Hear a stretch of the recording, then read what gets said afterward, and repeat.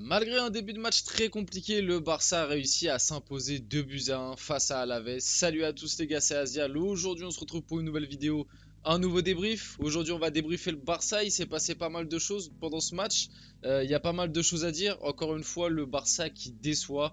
Le Barça qui est dans une petite période, on va dire, de crise. Parce que voilà, les résultats en ce moment sont très mitigés. C'est très limite en termes de résultats, même si tu arrives quand même à garder un minimum le cap. Et par contre, en termes de jeu en ce moment, le jeu proposé par le Barça, mais c'est vraiment une catastrophe. Honnêtement, il va falloir vraiment en parler. On commence à en parler. Les fans du Barça qui sont vraiment les vrais fans du Barça en parlent de plus en plus.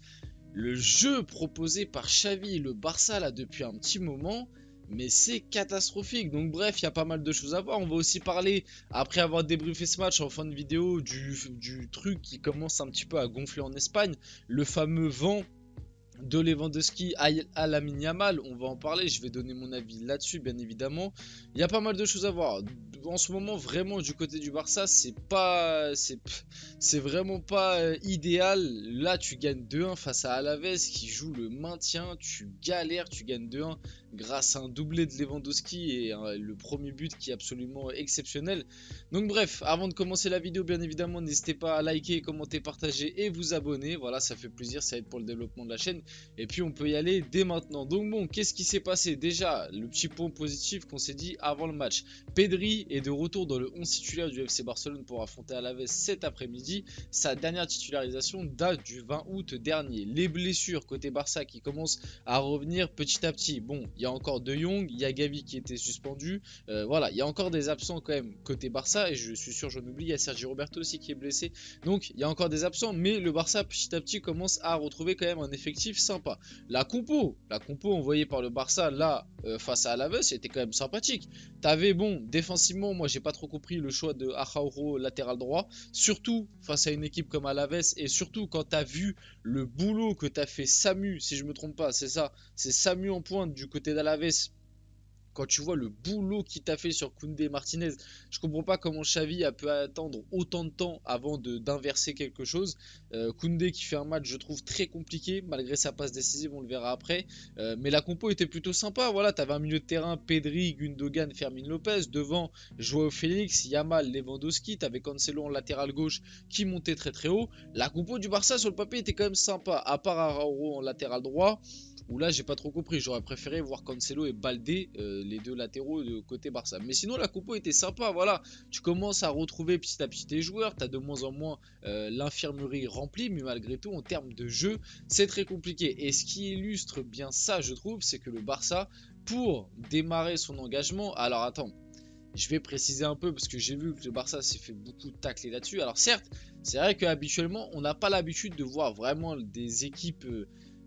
on va dire avec des belles idées de jeu, démarrer un match sur ce genre de choses. Voilà, c'est rare de voir City démarrer sur ce genre de choses et de voir le grand Barça à l'époque démarrer sur ce genre de choses. En gros, engagement, gros dégagement de Inigo Martinez pour essayer d'aller devant. Alors, les gars, ne soyez pas débiles. Si le Barça fait ça, c'est pas parce qu'ils ont pas d'idée, pas parce qu'ils ont peur d'enchaîner 3 passes dans leur camp ou quoi, ou qu'ils ont peur de subir le pressing. C'est pas ça. Si le Barça fait ça et les équipes qui font ça généralement, c'est pour directement mettre la pression sur l'adversaire, directement mettre le ballon dans le camp adverse et aller directement chercher et presser l'adversaire. Là où est le problème, c'est que le Barça l'a déjà fait, il me semble, cette tactique au début de la saison, et avait déjà encaissé un but. On s'en rappelle, c'était face à Saragossa, si je ne me trompe pas, face au Real Saragosse, où tu prends un but au bout de 20-25 secondes de jeu, et pareil, tu avais l'engagement, tu veux tenter d'aller vite vers l'avant, mettre direct la pression sur le camp adverse, au final tu te fais contrer, et tu prends le but au bout de 20 secondes de jeu. Bah là, qu'est-ce qui se passe? Tu perds ton duel de la tête, donc c'est récupéré par la défense d'Alavés, ça revient dans les pieds de Gundogan, mais ce qui se fait chipper la balle et qui se fait manger physiquement, ce qui va amener à une contre-attaque directement d'Alavés. Petit centre pour Samu là. Lui, Samu, il a déménagé. Ah, honnêtement, il a déménagé. Je crois que c'est Samu, hein, si je me trompe pas, carrément j'ai oublié son nom, mais Oui, si c'est ça, c'est Samu, j'ai vérifié, mais waouh, le match qu'il t'a fait, enfin surtout la première mi-temps, deuxième mi-temps, ça a été un petit peu plus compliqué. Et puis Xavi a compris qu'il fallait peut-être mettre Araujo dessus. Et puis oui, quand tu mets Araujo dessus, qui est plus physique, plus tanké, plus rapide et peut-être un petit peu meilleur défensivement, un petit peu plus concentré. Ah oui, là d'un seul coup tu l'as moins vu. Mais en première mi-temps, quand tu avais Martinez et Koundé, qui pour moi sont plus des défenseurs relanceurs que vraiment des défenseurs qui savent défendre et qui vont au duel physiquement. Même si attention, Koundé, excellent défenseur, etc. Même Inigo Martinez, c'est un très bon défenseur. Mais vous voyez un petit peu ce que je veux vous dire. Aroro a beaucoup plus ce truc du 1 contre 1. Il va gagner ses 1 contre 1 défensivement à vitesse. Voilà, physiquement, c'est dur de le passer. C'est très dur de le passer parce qu'il va vite. C'est un tank. Il est en place. Donc bon, pour un profil comme Samu, avoir Aroro sur le dos, c'était beaucoup plus compliqué. C'est pour ça qu'on l'a moins vu en deuxième mi-temps. Et puis je pense aussi les gros efforts qu'il a fait en première mi-temps, ça l'a peut-être un petit peu fatigué. Et d'ailleurs, au-delà de ce but-là, si il avait été un petit peu plus, on va dire, adroit devant le but, il peut s'en sortir avec un doublé, voire un triplé sur ce match-là. Et c'est ça qui est important de le dire, c'est que le Barça, du coup, enfin, s'est fait mener au score au bout de 18 secondes de jeu. C'est terrible, c'est pas la première fois que ça arrive, c'est la deuxième fois de la saison et je me demande même si c'est pas déjà arrivé aussi l'année dernière de prendre des buts au bout de 30 secondes de jeu alors que t'as l'engagement. Normalement c'est pas normal, c'est une faute, c'est vraiment une erreur professionnelle. Et en plus de ça, et bah Alaves t'as dominé sur la première mi-temps globalement. Alors ok, le Barça, la possession, ça avait le ballon. Sur ça on est d'accord, ok, mais en termes d'occasion franche, en termes de même d'idée de jeu, je trouve, Alaves en première mi-temps, ils ont posé d'énormes soucis au Barça. Et je vous le dis, en première mi-temps, mais Alaves peut mener mais bien plus que 1-0. Il peut y avoir 2 voire 3-0 si du côté d'Alaves c'était un peu plus réaliste. C'est pour ça que le Barça, la victoire, honnêtement, elle est, je vais pas dire bien payée, parce qu'après en deuxième mi-temps, le rapport de force est quand même bien inversé. La deuxième mi-temps a quand même été plus globalement pour le Barça, même si c'était pas un grand Barça non plus en deuxième mi-temps, mais ils ont quand même mis plus d'ingrédients, il y a eu quelques rentrées, etc. qui ont fait que.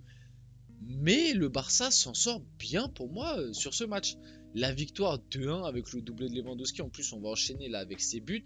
C'est pas, enfin il y a un penalty dans le lot, mais le premier but de Lewandowski, c'est un but un petit peu sorti de nulle part. Enfin c'est un petit peu, y a que un grand numéro 9 qui peut te mettre ce genre de but. Donc bon, c'est pas le premier but vient pas d'une belle phase de jeu du Barça, d'un dédoublement, hop, décalage sur le côté, petit centre en retrait, finition. Voilà, ça vient limite, j'ai envie de dire, limite d'un exploit individuel. On va le voir juste après. Donc bon, le Barça a mené au bout de 18 secondes de jeu. On peut passer directement du coup à la deuxième mi-temps. Le Barça s'est un peu mieux repris. 53e minute de jeu du coup. Côté droit, Jules Koundé à la balle. Il va effectuer un centre. Et regardez, franchement, le déplacement de Lewandowski qui est là, qui arrive à bien cerner là où va la mettre Koundé, ou alors Koundé arrive à bien cerner l'appel de Lewandowski, c'est comme vous voulez, chacun son interprétation. En tout cas, le fait que Lewandowski passe devant son défenseur vient te claquer une tête absolument franchement, la tête est absolument incroyable. C'est une tête de vrai attaquant, d'attaquant de classe mondiale. Lewandowski, on peut lui reprocher plein de choses. Et après, je vais lui reprocher des choses parce que l'attitude envers Lamine Yamal, là, le fait de ne pas vouloir lui serrer la main, on le verra juste après parce que c'est quand même un truc important. Ça commence à faire une petite polémique, donc je vais donner mon avis là-dessus. Et puis, ça fait partie de ce débrief de ce match. Sur ça, en termes d'attitude, je trouve que c'est nul de sa part, surtout quand tu connais son expérience et tout. Mais par contre, là, sur ce match-là, il a su te mettre le but qu'il fallait, parce que ce but là c'est pas n'importe quel numéro 9 qui peut te le mettre. Honnêtement, la tête est vraiment incroyable, on le voit, elle finit petit filet, elle va taper dans la lucarne là. Franchement la tête est impressionnante. Donc un partout à ce moment là du match, le Barça qui revient. La deuxième mi-temps a été bien dominée, donc Jules Koundé passeur décisif, mais comme je vous l'ai dit, ok passeur en latéral droit ça a été un petit peu mieux, mais globalement le match de Koundé très compliqué, moi je trouve très compliqué. Il s'est fait vraiment manger défensivement, un peu mieux en latéral droit, mais bon, si tu prends la globalité du match, c'est compliqué. Malheureusement, Alaves va fauter, faute sur Ferran Torres, donc cette faute-là qui va provoquer un penalty à la 78e minute de jeu. Penalty qui, on le voit, va être transformé par Lewandowski avec un petit saut de cabri. Ce qui fait 2-1 pour le Barça. Au final, le Barça gagne. Pas en étant flamboyant, pas en montrant un beau visage, encore une fois, pas mal de choses à redire dans le jeu. Comme je vous le dis, moi, déçu de ce que propose Xavi depuis un certain temps. Au début, quand il y a eu l'arrivée des deux Joao, on a vu des choses quand même. Au début septembre, fin août, on a vu des choses. On s'est dit, cette année, le Barça va peut-être être un peu moins solide défensivement, mais en termes de jeu, voilà, ça va être plus léché, ça va être plus attrayant, ça va marquer des buts. Et au final, là, on retombe dans les travers. Et même, j'ai envie de dire, pire que ça. C'est que comme l'année dernière, le jeu proposé est pas flamboyant, voire j'ai l'impression qu'il n'y a même pas de jeu. Et en plus de ça, c'est que l'année dernière, tu étais très solide défensivement.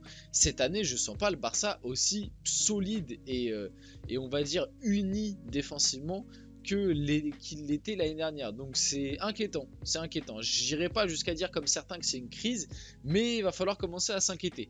Vite fait pour finir la vidéo, bon, doublé de Lewandowski, honnêtement. Lewandowski qui est quand même pas mal critiqué et des fois à juste titre. Hein. Attention, là il a traversé une dizaine de 6 matchs d'affilée sans marquer, mais malgré tout ses stats cette saison, enfin les stats de Lewandowski cette saison, c'est 14 matchs, 8 buts, 4 passes D, ce qui sont quand même des bonnes stats quand tu vois en plus que le Barça ces derniers temps a du mal à marquer. Donc bon, voilà, à relativiser. On va parler quand même de ce petit tact, ce qui s'est passé durant le match quand Lewandowski ignore Lamine Yamal en plein Barça à Alavés. Ça ne vous rappelle pas quelque chose? Déjà, ça rappelle ce que Messi avait fait à Lewandowski pendant la Coupe du Monde, pendant l'Argentine-Pologne. Vite fait pour réagir et pour finir la vidéo d'ailleurs, après on parlera vite fait des prestats individuels. Pour finir la vidéo là-dessus, Lewandowski avec l'expérience que tu as. Alors ok, quand tu vois l'action, c'est vrai que peut-être Lamine Yamal pouvait la mettre en retrait à Lewandowski. Mais après tu comprends, voilà, un jeune de 16 ans qui vient d'éliminer deux joueurs, qui arrive dans la surface lancé sur son bon pied, sur son pied gauche. Voilà, il tente l'enrouler, c'est arrêté par le gardien. C'est pas dramatique de là à tout de suite lui gueuler dessus parce que juste après l'action, Lewandowski a gueulé, enfin gueulé, c'est un grand mot, mais en gros il a repris Lamine Yamal et après Lamine Yamal vient vers lui pour lui dire ouais désolé et le checker et Lewandowski ignore le check, fait style de rien voir et du coup Lamine Yamal se prend avant. Moi l'attitude de Lewandowski honnêtement je trouve que quand tu es un joueur de cette expérience là, quand tu prends en plus le contexte du match que Lewandowski ok il te met doublé et il te permet de gagner le match, mais sinon dans le jeu il te fait pas non plus un grand match. Quand tu prends tout ça dans le contexte que c'est Lamine Yamal, que c'est un jeune de 16 ans qui a énormément de pression sur ses épaules déjà, voilà, moi je trouve que c'est un petit peu ridicule et déplacé. Et Lewandowski honnêtement il a vraiment pas eu la bonne attitude sur ce coup là. Bon, faut pas non plus faire grimper une polémique jusqu'à ce qu'on en entende parler pendant des semaines, mais voilà, honnêtement, l'attitude de Lewandowski sur ce coup-là, elle n'a pas été réglo et je trouve ça juste dommage. Pour finir vite fait la vidéo, du coup le Barça s'impose et reste à 4 points de la première place. La Liga va être disputée cette saison je pense et ça va être intéressant à suivre avec Gérone, le Real, l'Atlético même qui est performant et le Barça. Mené au score après 17 secondes de jeu, les Blaugrana sont parvenus à renverser le match grâce à un doublé de Lewandowski. Barcelone reste 3ème à 2 points du Real Madrid et à 4 points de Girona. Donc vite fait pour finir la vidéo, parler un petit peu des prestats individuels et carrément pour vous dire côté Barça en termes de top, et c'est dur à dire. C'est très dur à déterminer des tops côté Barça. Cancelo a fait un bon match honnêtement, mais de là à dire un top, c'est compliqué honnêtement. Limite, j'ai envie de dire du côté du Barça, il n'y a pas de top. Tu vois, c'est pour montrer un peu que le match est compliqué malgré la victoire 2-1 et tout. Allez, tu mets Lewandowski parce qu'il te met doublé et qui te permet de se doubler, te permet de gagner le match. Mais ouais, sinon globalement, il n'y a pas de top. Il y a Cancelo qui a été bon. Pedri, je trouve que ça a été aussi, même s'il y a eu des petites pertes de balles et tout. Gundogan aussi, ça a été, mais après le Barça a beaucoup eu le ballon, donc c'est pour ça que les milieux de terrain, ils ont touché du ballon, ils ont pu recycler des passes, etc. Après, ouais, Araujo derrière, peut-être quand il est passé central, ça a été mieux. Et sinon, après, le reste, c'est compliqué. Hein. Le reste, c'est plus des soit moyens, soit des flops. Hein. En flop, moi, je mettrais Fermin Lopez qu'on a très peu vu, Lamine Yamal aussi qu'on a très peu vu, Koundé pour moi c'est un flop, Inigo Martinez ça a été très moyen, et puis après ouais, on peut finir là-dessus niveau prestat individuel, donc vous voyez que la prestation du Barça a quand même été très compliquée. Donc bon, on finit la vidéo là-dessus, j'espère que la vidéo vous a plu, si c'est le cas n'hésitez pas à la liker, commenter, partager et vous abonner, c'était Asial, on se retrouve très rapidement pour une prochaine vidéo.